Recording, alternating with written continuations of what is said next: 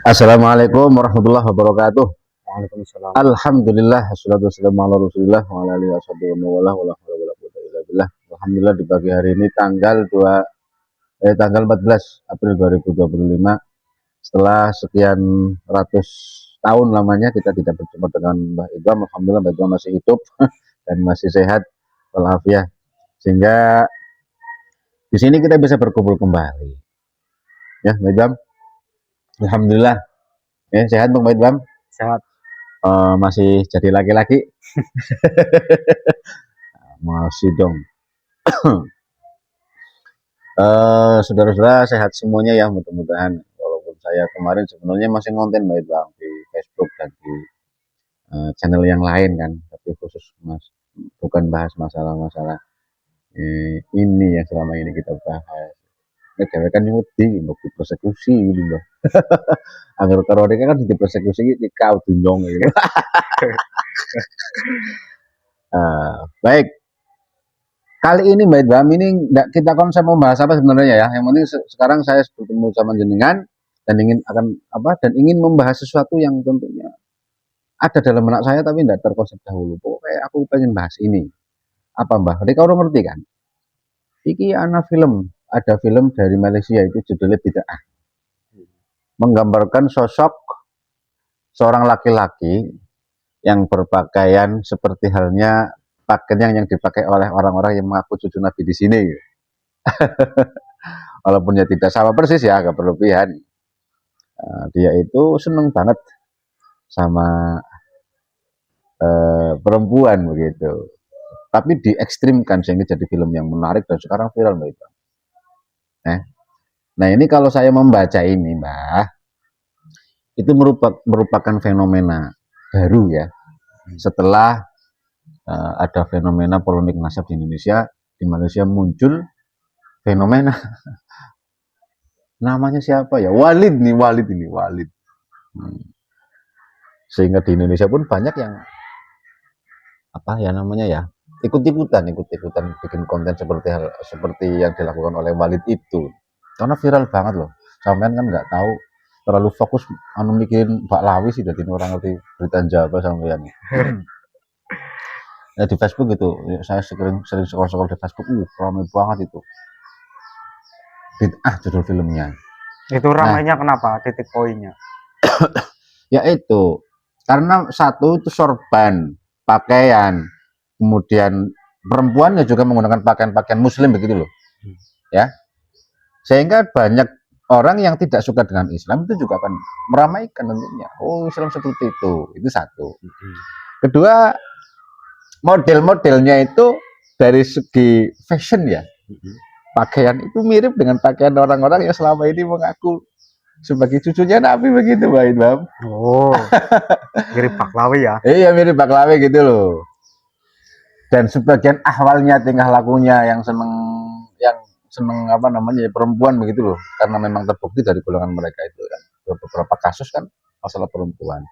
Nah ini ramenya di situ, orang yang tidak suka dengan Islam semakin mencemooh agama kita, yang kemudian Pak Lawi ini yang muncul. Nah Habib siapa kemarin saya lihat yang langsung protes, ini pelecehan terhadap Islam gitu.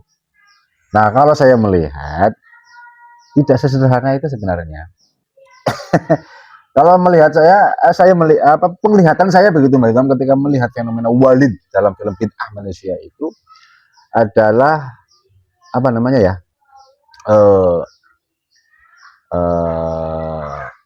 saya sulit mengatakannya Mbak Idham, simbol ya, bolehlah dikatakan simbol dari umat Islam sendiri yang memang selama ini terlalu sibuk memikirkan simbol tanpa memikirkan intinya begitu.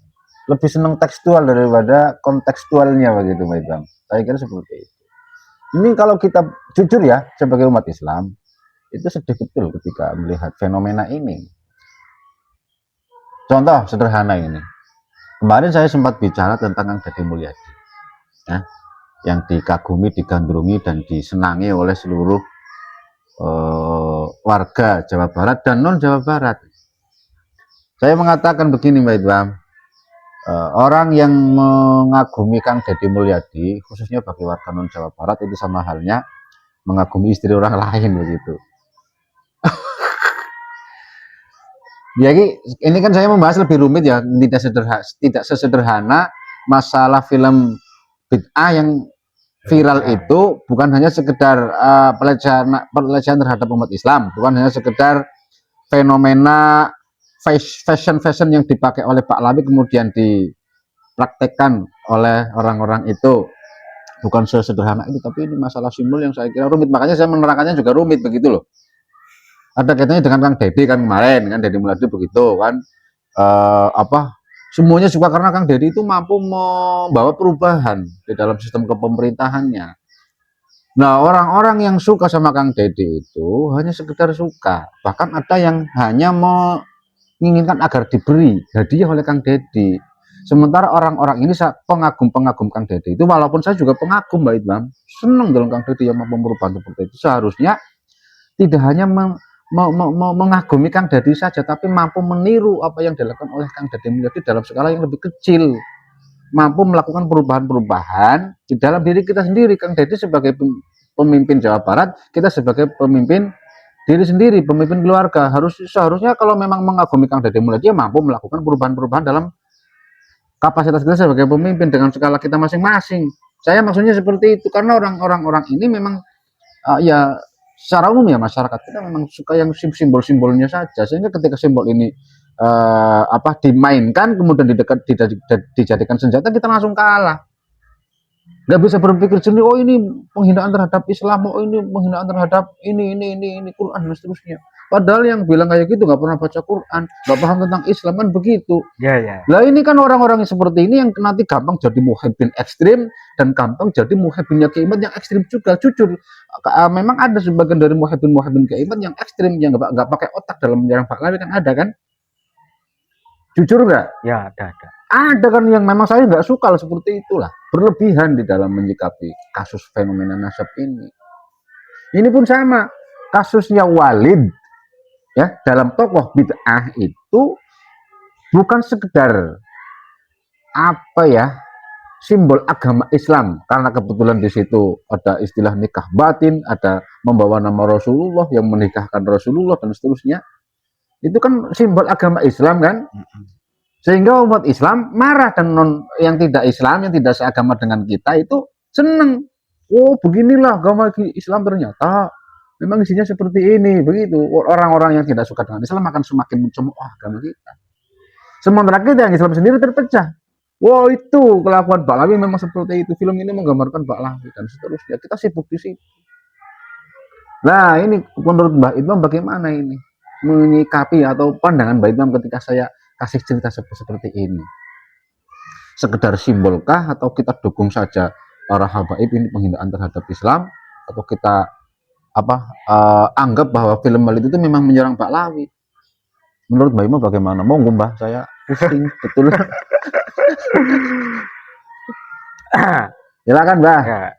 Assalamualaikum warahmatullahi wabarakatuh. Waalaikumsalam warahmatullahi wabarakatuh. Ini sebenarnya sampean ya aneh juga tanya tentang perfilman ke saya. Saya kan bukan kritikus film. Ya, ini kan ini yang kritik Pak Lawi begitu. Makanya saya serahkan jenengan, diarahkan ke Pak Lawi atau siapa, monggo mawon. Kalau filmnya jujur saya memang belum lihat filmnya, juga nggak tahu, malah ini baru dengar ada film judulnya Bid'ah, tokoh utamanya siapa tadi, Walid. Katanya itu ya persis lah gaya-gayanya kayak Pak Lawi ya, mirip-mirip begitu. Kalau tujuan film itu hanya sebatas menggambarkan ada fenomena di agama Islam yang seperti itu, hanya sebatas itu loh. Ya menurut saya nggak apa-apa sih, namanya juga film-film kan, yang dicari kan ibarat ya keuntungan kan, begitu. Walaupun mungkin ada itu ya, ada tujuan-tujuan khusus, dan lain sebagainya, tapi kan kalau menurut saya film yang nggak usah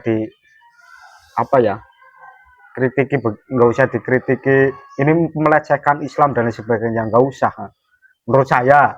Menurut saya sendiri, karena dia kan pemain film, mereka bukan pemain film ya, yang membuat film lah intinya begitu. Itu kan tujuannya bagaimana ini agar film ini rame, laris dan sebagainya, minimal ya balik modal.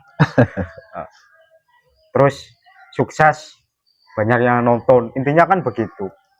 Nah, kita sebagai katakanlah konsumen, ya anggap saja itu hanya sebatas hiburan saja lah, menurut saya begitu. Karena film-film yang apa ya, membahas, taruhlah bahasanya itu sara, itu juga banyak kan. Oh, saya juga lumayan sering nonton film India itu yang berbau sara kan banyak kan. Ya begitulah, banyak yang protes, tapi di sisi lain ya bagus juga karena itu agar masyarakat bisa berpikir yang memang beginilah adanya begitu loh. Memang benar-benar ada fakta itu, karena film biasanya kan juga mengangkat dari, walaupun itu bukan kisah nyata ya, tapi kan fenomena-fenomena yang diangkat itu memang benar-benar terjadi, biasanya kan begitu. Wes, sudah apalagi ya ini kan objektif banget jenengan, karena memang nggak tahu filmnya loh. Saya juga baru lihat, tapi saya suka Mbak Idwam tanya ini sama jenengan, bukan tanya ya, curhat lah, bukan curhat juga ya, apalah pokoknya ngobrol jenengan masalah Walid ini, karena saya nggak tahu, akhirnya komentarnya kan resik murni. Selain itu, kalau kita nanti ngobrol kemudian konten masalah keraton, saya yang mumet, saya yang pusing, nggak paham. Makanya lebih baik bahas ini saja begitu ya. Nah, masalah keraton besok lagi. Oke, setiap hari konten ya Mbak. Ya. Nah, saya ulangi lagi Mbak Ibam. Kegelisahan saya melihat film itu ya. Ada tokoh yang menggunakan pakaian-pakaian Islam, tetapi perilakunya itu iblis. Seperti itulah. Perilakunya perilaku iblis. Pokoknya perilaku jelek lah. Di situ seorang Walid itu menggambarkan figur yang buruk. Intinya seperti itu. Walaupun saya juga belum pernah lihat filmnya, hanya potongan-potongannya saja, tapi saya bisa mampu membaca lah ini film seperti ini. Itu film kan rekayasa kan, dalam artinya kan tokohnya kan iya, rekayasa. Kalau mau menganggap itu pelecehan agama, ya anggaplah yang itu memang benar-benar terjadi begitu. Ya, makanya gini Mbak, karena kebetulan film itu rame kan dari berita itu kan lewat di beranda media sosial saya, jadi saya lihat, saya penasaran kan, akhirnya berita. Mohon maaf ini saya sebut namanya ya, Gus Novel saja itu pernah menyinggung film ini begitu loh. Dan Habib juga ada tokoh Baklawi yang menyinggung dan mengatakan bahwa ini adalah penghinaan terhadap agama kita begitu. Makanya saya tertarik ingin membahas pelecehannya dari segi mana begitu. Atau ada apa? Karena kan Malaysia dulu kan juga sempat ramai masalah Baklawi. Jangan-jangan ada kaitannya dengan Baklawi begitu. Karena memang mirip tokoh-tokoh ini, si Walid ini memang suka perempuan begitu loh. Makanya saya punya pandangan lain. Ini bukan penghinaan terhadap agama kita. Orang yang tersinggung dengan film Walid itu yang memang yang selama ini mementingkan simbol-simbol Islam saja begitu loh. Ya. Kayak istilah ada mushaf dibakar begitu loh. Padahal kan itu mushaf bukan Quran. Sementara banyak umat Islam yang membakar mushaf tetapi tidak sadar, artinya apa, banyak umat Islam yang tidak peduli lagi dengan mushafnya. Dia punya mushaf, punya Quran di rumah tapi tidak pernah dibaca. Itu kan yang membakar mushaf. Orang-orang ini kan orang yang tidak peduli dengan orang yang sedang memperjuangkan Al-Quran. Nah ini orang-orang yang membakar Al-Quran secara maknawi kan begitu ya. Nah makanya kalau ada Quran dibakar itu marahnya meluap-luap ya, walaupun itu ya benar juga, tetapi itu merupakan orang-orang yang lebih mementingkan simbol, sehingga orang-orang ini ketika ada simbol yang dijadikan sebagai senjata oleh mereka, kita langsung klepek-klepek, nggak bisa ngapa-ngapain. Seperti halnya kasus ini, kita suka simbol, sehingga ketika muncul film Walid kita langsung, wah ini penghinaan terhadap Islam. Padahal itu banyak kemungkinan. Memang ada kemungkinan sutradara memang sengaja menyindir siapa? Pak Lawi yang suka perempuan, kan bisa saja. Atau menyindir umat Islam yang memang suka simbol-simbol seperti apa yang ada di dalam benak saya, mungkin nggak? Kan ada, tetap ada kemungkinan, ya kan?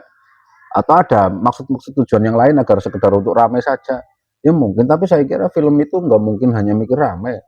Kalau nanti menabrak ataupun bertentangan dengan atau menyinggung salah satu agama, salah satu agama begitu, tentunya kan resikonya besar. Saya kira nggak berani berisiko itu, sutradara lah pasti dia punya alasan-alasan yang bukan itu. Makanya saya tertarik banget ini dengan film Walid. Bagian apa ya namanya ya, yang selama ini menjadi muhibbin Pak Lawi itu yang suka dengan simbol-simbol kan ya. Betul. Kaos ditulis la ilaha illallah, padahal kaos itu nantinya dimasukkan ke WC, ya kan? Topi ditulis la ilaha illallah, nanti topi itu dibawa kencing. Kan ini orang-orang ini sebenarnya yang marah-marah begitu loh. Dia suka simbolnya tetapi tidak paham maknanya la ilaha illallah, ya kan? Dia suka apa namanya, bawa bendera Palestina tapi tidak pernah mendoakan secara khusus kepada Palestina. Dia kalau tahajud itu paling minta uang sama minta istri lagi, nggak pernah doain Palestina. Orang-orang ini loh kayaknya seperti itu. Ada Al-Quran dibakar, ini kan simbol-simbol semua, padahal itu kan bukan Quran, itu mushaf. Ya memang kita harus marah lah ketika ada pelecehan seperti itu, tapi kita lebih marah lagi seharusnya ketika ada saudara kita, ada teman kita, bahkan anak cucu kita sendiri yang tidak peduli dengan Al-Quran, tidak mau lagi belajar Al-Quran. Nah itu kan yang sebenarnya membakar Al-Quran secara nyata, kan orang-orang ini tidak lagi membaca Al-Quran, tidak lagi mempelajari Al-Quran, atau tidak peduli dengan orang-orang yang sedang memperjuangkan Al-Quran. Ini yang membakar Quran. Betul. Nah ya orang-orang inilah yang nantinya ketika diserang ya dengan menggunakan senjata-senjata simbolis, ini akan gampang terpecah, akan gampang terombang-ambing, akan gampang marah, akan gampang melakukan sesuatu yang buruk. Setuju Mbak Ilham? Ya, setuju. Memang saya puyeng, betul puyeng ini melihat fenomena ini. Nah ini kalau dikembangkan Mbak Ilham, ini kemana-mana betul. Kemana-mana. Saya angkat satu kasus yang sering terjadi di masyarakat. Biar kemana-mana ya Mbak Ilham, ini kan tujuannya kemana-mana karena ini nggak terkonsep ya. Contoh sederhana yang ada di dalam masyarakat kita, Nahdliyin khususnya, yang suka simbol-simbol dan mengesampingkan yang bukan simbol, apa intinya itu apa sih namanya? Ya inti ya, ataupun intisari dari sesuatu. Gini misalkan di masyarakat ya, itu ngundang habaib misalkan. Nah ini contoh. Itu biayanya kan ratusan juta. Habib siapa lah itu yang bilang guru, siapa Habib Rizik gurunya NU, itu kan ratusan juta kan. Simbol kan, syiar lah kan simbol itu. Tetapi yang datang tidak sholat isya, yang datang pacaran, yang datang tidak diizinkan orang tua, yang datang adalah santri-santri yang seharusnya ngaji tapi tidak izin ke pondok, dia sholawatan. Ya kan karena tertipu dengan simbol. Itu satu fenomena Habiban. Bahkan yang lebih ekstrim lagi saya bilang, mungkin ini akan banyak lagi yang marah, enggak apa-apa ya. Daripada dia marahin istri, mendingan dimarahin orang lain ya. Begitu Mbak Idam.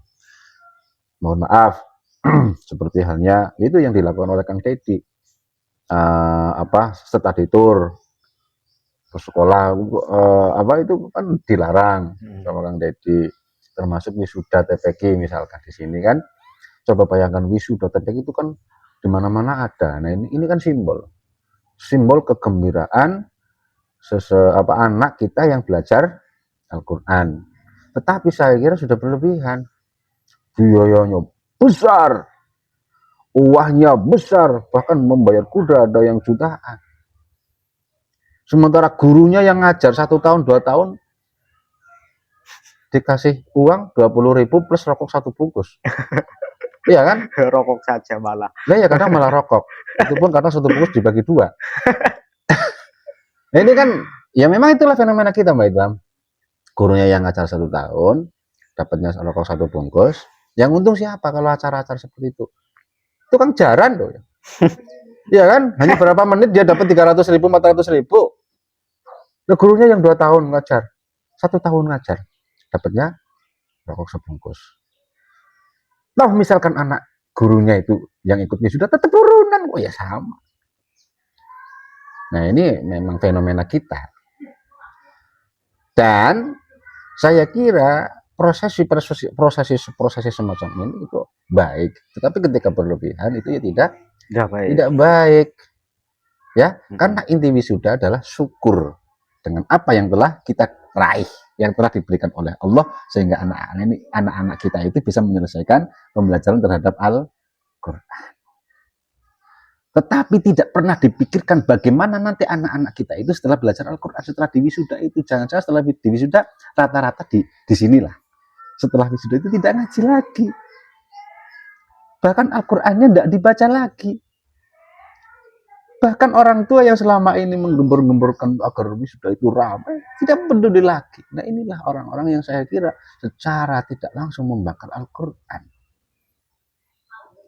Nah ini fenomena yang saya kira juga perlu diperhatikan Mbak Idwa, bukan hanya Baklawi.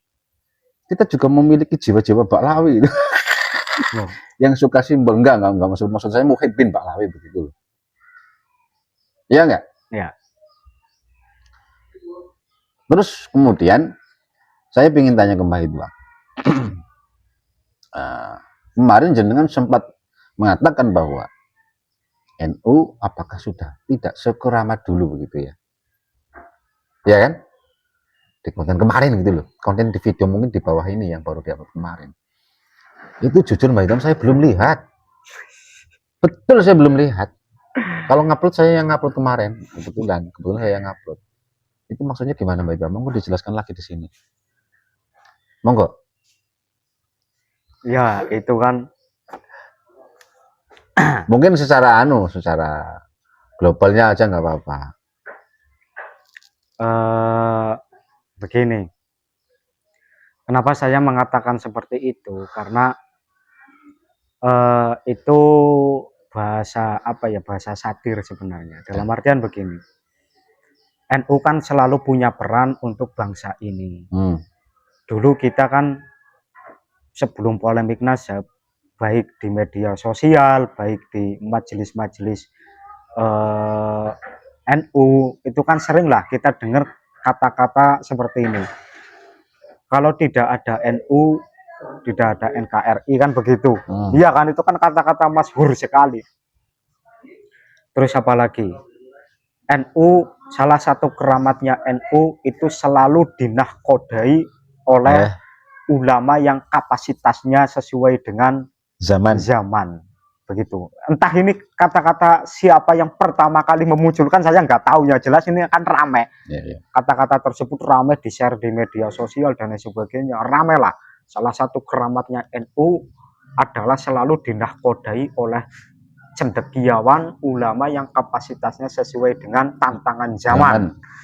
Begitu. Memang ketika kita melihat ke belakang sejarah-sejarah NU dari mulai muncul, lahir, maksudnya itu kan selalu punya peran, memang selalu keramat lah intinya begitu. Dari mulai makam Rasulullah Shallallahu Alaihi Wasallam mau dibongkar, terus melawan penjajah, setelah merdeka melawan sekutu, terus ikut berperang menjaga NKRI dari rongrongan DITII, dari rongrongan PKI, kan selalu punya peran. NU selalu punya peran, otomatis ya kembali lagi ke siapa yang menahkodai, kan begitu. Ya. Tapi saya melihat fenomena saat ini ya ibarat makhluk kan memang ya tidak sempurna. Iya kan? Ya. Tidak ada gading yang tak retak, kan begitu peribahasanya. Nah, NU itu kan sekarang mengayomi, memanjakan, mungkin saja melindungi sekelompok orang yang kelompok orang tersebut merongrong NKRI. Siapa itu? Baklawi. Iya kan? Baklawi punya organisasi FPI. Ya kan? Terus jelas-jelas FPI ingin mendirikan khilafah, visi misinya kan begitu. Terus lagi kepemimpinan NU sekarang kan tidak tidak setegas zamannya Kiai Said. Intinya menurut saya begitu. Ya, nggak apa-apa. Terus kita malah memanjakan sekelompok orang yang sudah nyata-nyata membelokkan sejarah. Sejarah NKRI, sejarah NU juga dibelokkan, sejarah Jatman. Tapi seakan-akan tidak ada instruksi langsung dari PBNU. Kan seolah-olah Keramatnya hilang. keramatnya hilang, seolah-olah secara kasat mata. Mungkin keramatnya hilang dari pengurus begitu. Seolah-olah Iya, secara iya. kasat mata Iya, iya, iya. keramatnya Oke. hilang. Cuma saya kemarin melihat videonya Kiai Said ya, pas podcast dengan siapa itu, Akbar apa ya, lupa saya namanya. Kiai Said mengatakan bahwa ya ini memang tidak logis, tapi Kiai Said meyakini bahwa siapa yang mempermainkan NU pasti hancur, akan kualat lah, ada kualatnya begitu. Nah, saya kan jadi mikir, jangan-jangan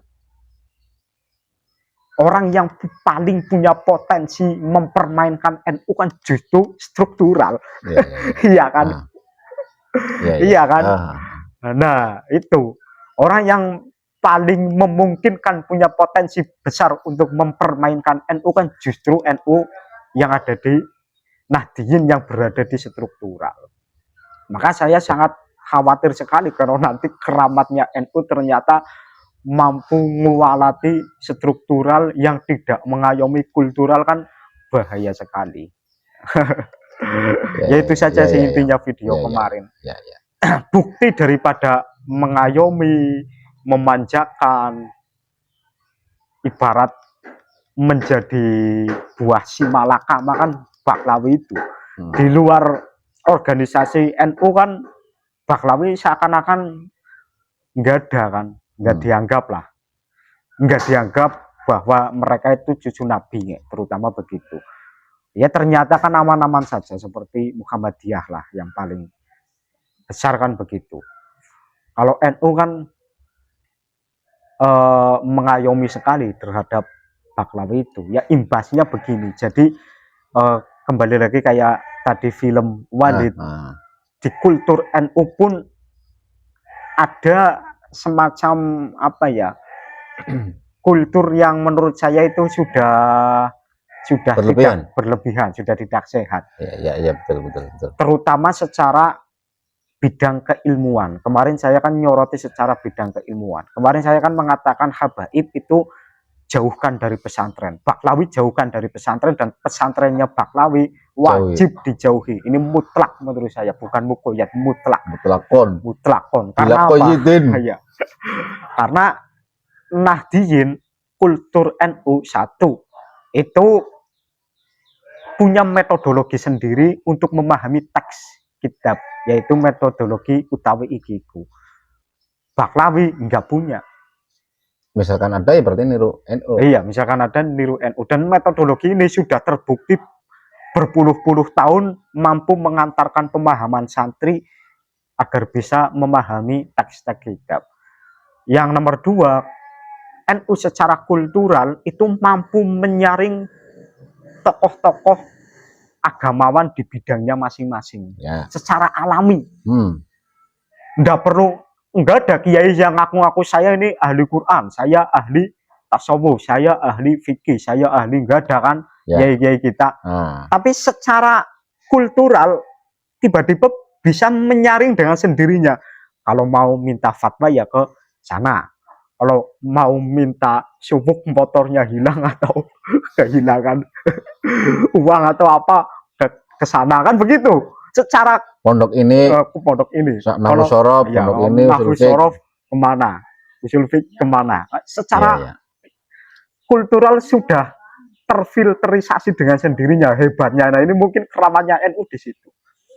Kalau kultur Baklawi kan enggak, karena yang dikedepankan itu nasab, jadi seolah-olah siapapun maju, siapapun maju, siapapun bisa. Dan parahnya lagi, kiai NU yang tarafnya itu sebenarnya lebih ngalim daripada Baklawi Baklawi itu sendiri, pasti kalah, diam, pasti diam, gak berani. nggak berani. Berani paling di belakang. Kok kayak gitu? Iya, kok kayak gitu atau dengan Sebentar. Terus selain itu dia akan kerepotan mencari dalil untuk membenarkan Baklawi. iya. Nah ini yang repot. Nah ini fenomena yang sudah nyata memang fakta terbukti seperti itu. Ada Baklawi mondok di mana pasti sangat dimuliakan. Enggak ngaji nanti kayaknya bilang biarin yang mendidik langsung itu Rasulullah dan ini nyata. Ya, ya. Pondok besar pun seperti itu. Ini fakta kok. Terus lagi. Sebentar. Itu persis juga di film Walid itu, film bid'ah. Menikah, yang menikahkan Rasulullah yang bilang si Walid ini tinggal apa apa namanya qabul saja. Qabul itu nikah ini ya Rasulullah pekok. Iya kan? Iya. Mirip Indonesia, makanya ini jangan-jangan menyindir kita Mbak Idam. Terus lanjut. Ya, yang jelas tadi kulturnya Baklawi nggak ada kultur seperti itu, karena yang dikedepankan itu nasab. Kalau kultur NU yang asli yang dikedepankan kan keilmuan, iya kan? Ya. Ada kiai yang tadinya memang bukan keturunannya kiai besar, tapi memang kapasitas keilmuannya memang mumpuni, ya bisa menjadi tokoh umat, kan begitu kalau tradisi NU. Pokoknya mengedepankan keilmuan bidangnya. Kalau memang bidangnya kita ikuti, kalau enggak, kalau kultur Baklawi kan seolah-olah diikuti semua. Semuanya bisa. Aku sorot oke, walaupun bacanya dari belakang. Iya kan? Iya, memang begitu adanya. Fatwa bisa walaupun itu istri orang lain. Ya kan semuanya bisa kan mereka. Ya itulah kultur Baklawi, sangat beda jauh. Makanya jauhkan Baklawi dari pesantren NU dan para nahdien, orang tuanya itu jangan memondokkan anaknya di pesantrennya Baklawi, ini mutlak, karena kita itu sangat berbeda jauh. Ya. Kalau dipaksa dicampur ya seperti sekarang, itu bentrok pasti, itu pasti, karena bagaikan air dengan minyak mungkin. Ya. Yang jelas manhajnya sudah beda. Kita dengan Baklawi manhajnya mau tidak mau beda. Jadi ketika dicampur ya bentrok. Terus lagi tradisi keilmuan NU kan biasa kan ada sawir, ada musyawarah kan, musyawarah ya tingkat-tingkatan lah. Kalau yang tingkatannya Fathul Qori ya Fathul Qori, tingkatan mungkin ya mungkin. Kan terbiasa kita berbeda pendapat dengan kiai, dengan guru, dengan ustadznya. Kalau di Lirboyo apa namanya itu? Mustahidnya kan biasa kan. Kalau dengan Baklawi, ada yang mondok sama Bahar Semit, berbeda pendapat dengan Bahar Semit terus sampai berdebat. Kualat. Saya nggak pernah dengar itu. Nggak ada kan kultur seperti itu. Iya kan? Nah, ini akan menurunkan apa ya, keilmuan menurut saya. Kalau Baklawi masuk ke tubuh NU, ke tubuh pesantren terutama sebagai pondasi utama, tiang utama NU kan pesantren. NU kan pesantren besar, pesantren itu NU kecil kan begitu. Maka rusak, menurut saya rusak. Nah, itu saja intinya. Begitu. Oke, makasih Mbak Idam. Intinya perbincangan kita di pagi hari ini adalah ada fenomena dunia maya, dunia perfilman yang ramai, viral, dan luar biasa bagi saya. Yang itu ada banyak kemungkinan, diantaranya adalah kritikan terhadap kita sebagai nahdien ya, yang masih berlebihan mencintai seseorang, yaitu Muhyiddin Baklawi. Kita cinta itu boleh, tapi harus sesuai dengan prosedur, dengan standarnya. Apapun kalau israf tetap tidak baik. Innallaha la yuhibbul musrifin, begitu ya Mbak Ita. Ya kan, di dalam kultur NU sendiri ketika berlebihan juga tidak baik. Makanya banyak kasus kemarin, mohon maaf ini pesantren-pesantren yang punya kasus na'udzubillah min dzalik, pelecehan terhadap santrinya. Nah ini karena berlebihan juga kan. Makanya ini yang kebetulan terjadi di NU, makanya sebagai umatnya Kanjeng Nabi Muhammad Shallallahu Alaihi Wasallam, sebagai nahdin yang tidak malu untuk berpikir, tidak malas untuk berpikir, seharusnya ya maulah untuk introspeksi. Ya, kenapa bisa seperti ini? Saya kira karena berlebihan juga. Kita tidak selektif terhadap tokoh-tokoh kita, sehingga husnudzonnya itu berlebihan. Husnudzon itu harus, tapi kalau berlebihan tetap tidak baik. Suudzon tidak boleh, tetapi ketika untuk mengantisipasi hal yang buruk, tentunya ya tetap tidak disalahkan, ya, asal dengan kadarnya. Nah, sehingga hal-hal yang demikian itu tidak seharusnya terjadi. Sedih nggak kemarin ketika melihat fenomena-fenomena di pondok-pondok pesantren, walaupun tidak tahu kan motif pondok pesantren berdirinya pondok pesantren Indonesia kan marak banget sekarang kan. Ada orang yang baru hafal setengah juz saja sudah bisa mendirikan pesantren kok, yang penting dia punya duit.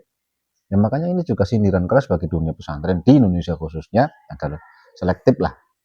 Bagi Kemenag, jangan memberikan izin terhadap pondok pesantren yang tidak jelas asal muasalnya, tidak jelas keilmuan kiainya. Al-Baqarah juga sama. Nah, sehingga kita tidak tertipu dengan simbol yang sering saya katakan itu, simbol-simbol. Kita juga tertipu dengan Pak Lalu karena simbolnya Rasulullah Muhammad Shallallahu Alaihi Wasallam. Kita tidak berani terhadap mereka, takut suul adab, takut kual dan seterusnya, karena saking cintanya kita terhadap Rasulullah. Sehingga ketika kita ingin berbeda pendapat dengan mereka, ada seolah-olah di situ ada Kanjeng Nabi. Gini loh. Padahal Kanjeng Nabi kan tidak seperti itu. Iya kan? Ya. Laqad ja'akum rasulun min anfusikum azizun 'alaihi ma 'anittum harisun. Kepiye? Laqad ja'akum rasulun min anfusikum azizun 'alaihi ma 'anittum harisun 'alaikum bil mu'minina raufur rahim. Kalau kita lihat bagaimana yang dilakukan oleh Pak Lawi ini, doanya yang katanya gurunya NU, coba bayangin itu, doa seperti itu tidak mungkin dilakukan oleh Kanjeng Nabi. Apalagi di Indonesia kan banyak yang seharusnya mengikuti agama Islam, artinya belum masuk. Seharusnya yang ditampakkan adalah yang indah-indah, bukan yang kasar-kasar. Ya kan? Nah, inilah karena simbol. Sekali lagi karena itu simbol. Dan masih banyak lagi di bawah itu yang masih tertipu dengan simbol, seperti halnya anak-anak kita yang lebih cenderung senang terhadap HP-nya kan, sehingga dia tidak lagi belajar Al-Quran. Sekolahan-sekolahan yang mohon maaf juga membawa label-label agama Islam, madrasah sanawiyah, madrasah aliyah, yang muridnya tidak diperdulikan oleh gurunya ketika melakukan perbuatan-perbuatan senonoh. Ya kan, ini juga harus koreksi lo ya. Betul. Ya kan, MTS muridnya pacaran, gurunya tidak peduli. Aliyah pacaran, gurunya tidak peduli. Gurunya tidak mau ketika malam-malam sujud, ya Allah, mudah-mudahan murid-murid saya, kan jarang guru-guru yang seperti itu. Demonya dipikir gaji naik mulu kan. Ya enggak? Kritik we guru men. Ya karena apa? Simbol itu sekali lagi. Mungkin itu yang bisa kita obrolkan di hari ini, Mbak. Mudah-mudahan ada manfaatnya ya. Amin. Ada manfaatnya, dan tentunya kita tetap berdoa seperti yang dulu-dulu kita sampaikan. Allahumma arinal haqqa haqqan warzuqna tiba'ah wa arinal batila batilan warzuqna ijtinabah. Sampai jumpa di kesempatan berikutnya. Mudah-mudahan kita sama Mbak Idam, saya sama Mbak Idam, istiqomah untuk dobos ngopi bareng dan ngerasani uang. Tapi dalam tanda kutip yang bermanfaat. Allahumma amin, ihdinas siratal mustaqim. Assalamualaikum warahmatullahi wabarakatuh.